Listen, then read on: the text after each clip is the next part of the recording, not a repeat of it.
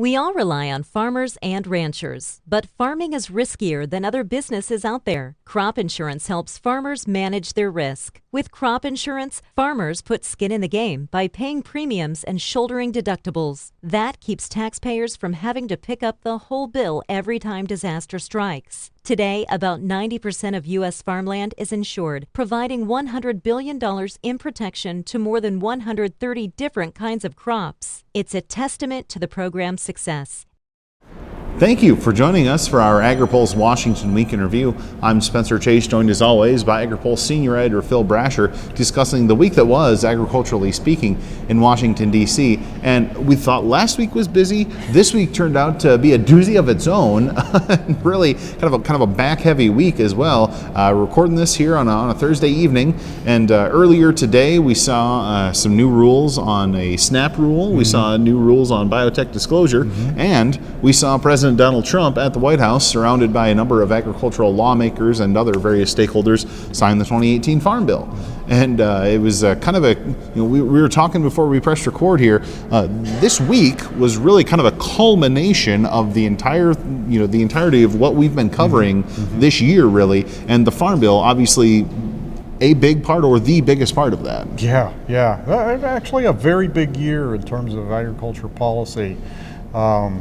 Starting with this Farm Bill, and we need to point it out again, but this is the first time since 1990 that we've seen a Farm Bill get passed this quickly after it was introduced, and virtually on time. The 2014 bill did not technically expire until only expired back on September 30th, and actually, in fact, many of the programs, the commodity programs, are still in effect. So there's no lapse.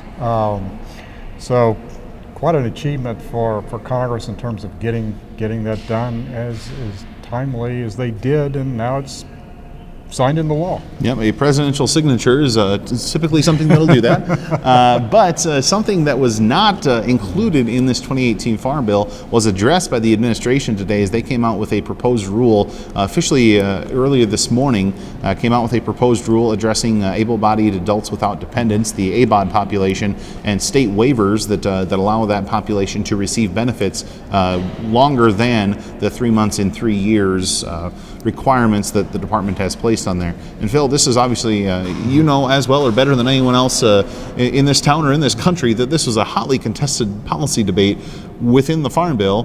Now it's going to happen anyways. Well, yeah. Proposed rule stage, but it's happening anyways. Well, it could be challenged. Now, the administration wanted Congress to do this in law. Obviously, that would be, it couldn't be challenged. However, in courts, but since Congress didn't do that, they couldn't get that past Senate Democrats. The administration has gone ahead, and basically they're going to make it much more difficult for states to get waivers from these work rules. Expect some legal challenges when this gets finalized, and as you mentioned, it's only at the proposed stage right now. There are going to be tons of comments. A lot of outrage from anti-hunger groups saying this is going to increase hunger in the country. Food banks reacted very strongly to this today. So we'll see, but very much a piece of unfinished business for the administration. And they took care of it on their own with this proposed rule. President Trump made a point of mentioning this proposed rule and the administrative action in his speech prior to signing the Farm Bill. Mentioned some other things, but also made a point of mentioning this rule that the department is pursuing. Obviously, a lot of news and developments to come on that front. Something the department wrapped up today. The final rule stage, what we've all been waiting for quite a while, was a set of rules that, depending on what side of the ideological fight you happen to sit on, today they either rolled out the GMO labeling rule, the biotech disclosure rule. I believe ABT was brought into the conversation at one point. But long and the short of it is, now biotech ingredients are required to be disclosed by executive rules by 2022. Companies need to have these rules in place.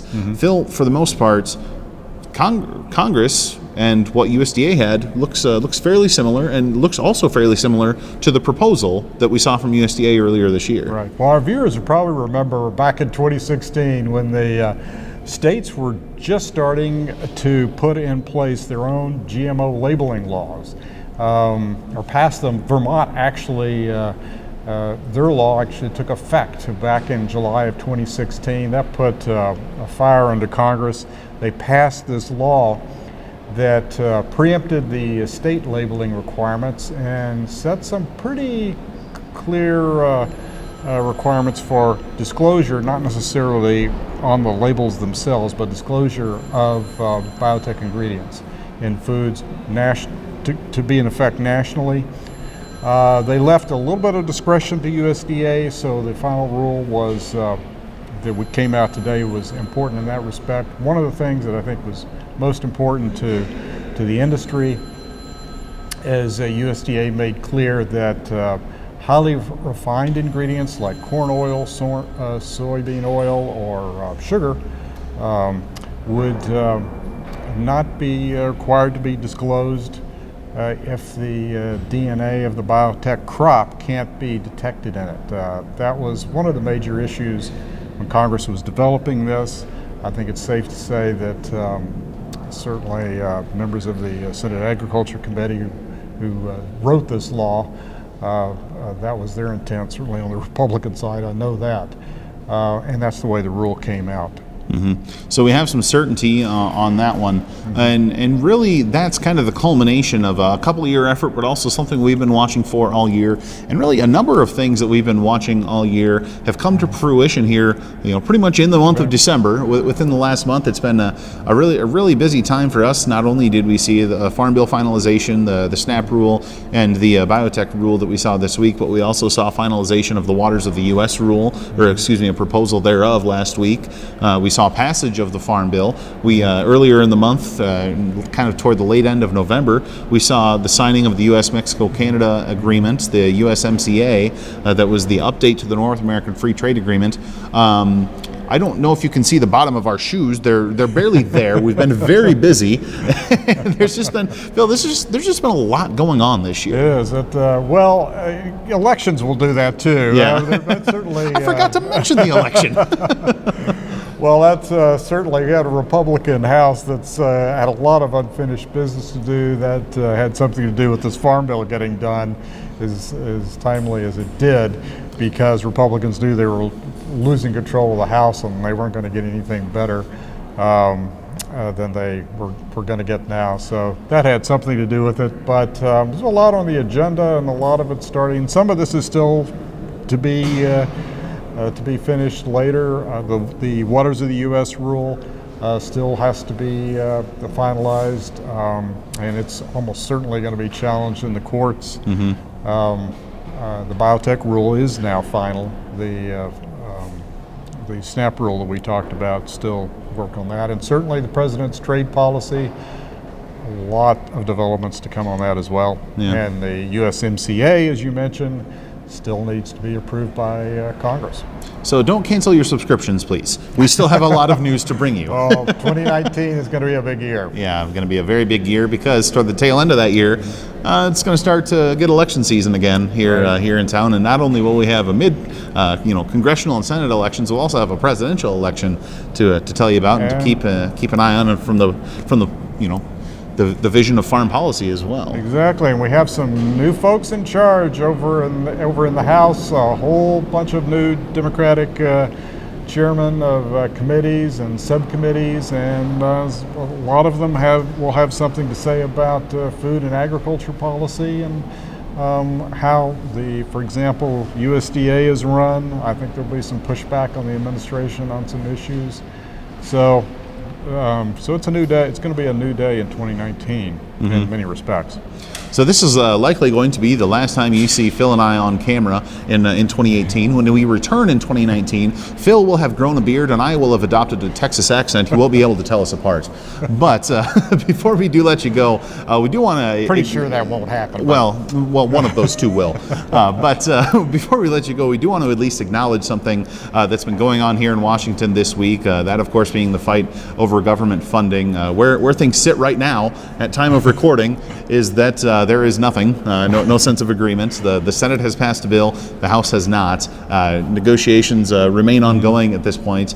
But we felt we had enough that we could summarize the week in review with the amount of foreign policy developments that there were this week. And we will encourage you to stay tuned to Agri-Pulse.com in the next couple of days as Congress and the White House look to avoid a government shutdown, which of course hits at the end of the day on Friday. And so we will be sure to keep you up to date on what happens on that front and what it means for foreign policy. Currently still some interesting developments on that front as well. Yeah. But I think that's going to do it for this video, for this week, for this year. Appreciate your continued patronage. Always enjoy hearing from folks what they think about these videos. Always frankly amazed that people watch them, but sure appreciate that they do. I don't know why you're surprised. But I think that's going to do it for this week. So Happy New Year to absolutely. all of you out there. Happy New Year, whatever you're planning on celebrating this holiday season. I hope you enjoy it with people you care about. I'm certainly looking forward to hopping on a plane and going home for Christmas. It'll be a lot of fun. So, for Phil Brasher, I'm Spencer Chase. Have a good one.